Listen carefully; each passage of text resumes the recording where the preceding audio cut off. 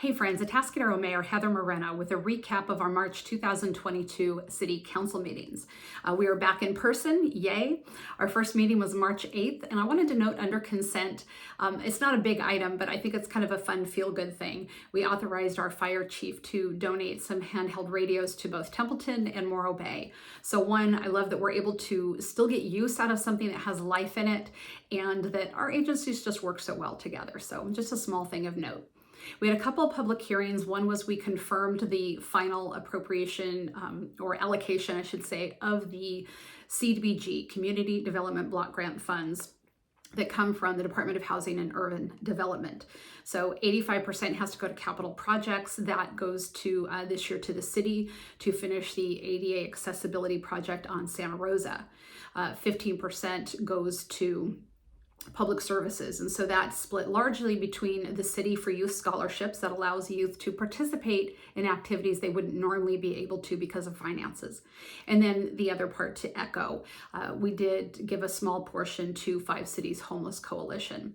And then there, of course, is that 85 and 15% come from the 80% that's left over after 20% goes to administration, because that's how much work is involved with tracking and all the nitty-gritty detail that's required from the federal government. So it's unfortunate, but it is required.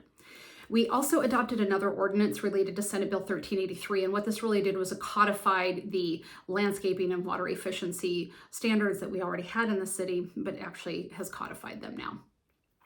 Finally, we had a management report that consisted of a sewer rate increase. This is expected.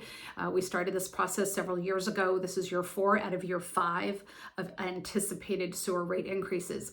You'll note that we are still at the lowest, the low end, and currently at the lowest in terms of our sewer rates. And this comes after almost a quarter of a century of keeping them completely flat. So we have had to increase them to keep up with our aging infrastructure, and really we need to we're in a capital improvement program several years out of replacing and modernizing our wastewater treatment plant. So that's really important.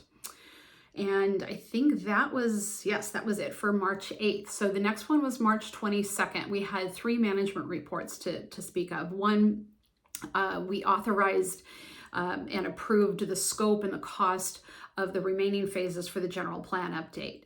And so this came out of the January 28th meeting that we had as it was brought together Planning Commission, the council, and the public, of course. And after that input, staff came back and said, here's what the updated scope and the cost will be. And the council agreed to that. And we also looked at a couple of other items that really related to community outreach that we thought were important. One is something called a youth charrette. But basically, this is helping to get the input of our youth. I mean, we're talking about a 20-year general plan, and who's it going to affect the most? Certainly our youth. So it's important to have their voice heard. And another piece relates to social media. We will, as a city, we have a pretty robust social media campaign in terms of getting out news and events and really making sure the public is as informed as possible. So the city can do some of that, but we're limited, we're strapped in terms of capacity. So we will need the consultants to help with that. So those are 2 things we thought was important to add to make sure we have as robust a public outreach as possible. And those aren't the only 2 items, that's just part of it. Then the second management report, we are required to adopt a purchasing policy as it relates to this Senate Bill 1383. This is the Senate bill that keeps on giving. And the purchasing policy relates to having to purchase organic material, and our purchasing policy as it relates to every single bit of paper that we buy, and having it be, post-consumer materials, certain 30%. And what this is doing is it's requiring us to actually purchase some organic material like compost or mulch that is far beyond what the city has any need for. And staff has estimated in doing the research that this could cost anywhere between about $34,000 and $213,000 per year. And then there is the issue of possibly having to store it if we can't give it away, or you'd think maybe we could sell it even at a loss, but there are going to be other agencies trying to sell it as well. So, I understand that there are good intentions behind SB 1383 in terms of the having how it plays out in the day-to-day and what the requirements are that Cal Recycle has put to this is quite onerous for many agencies, and hoping that we see some change there in the not too distant future. So not only will that cost quite a bit, just money out the door, but all of the reporting required for this, all the tracking of every single paper item purchased is going to take us about 10 to 20 hours per week.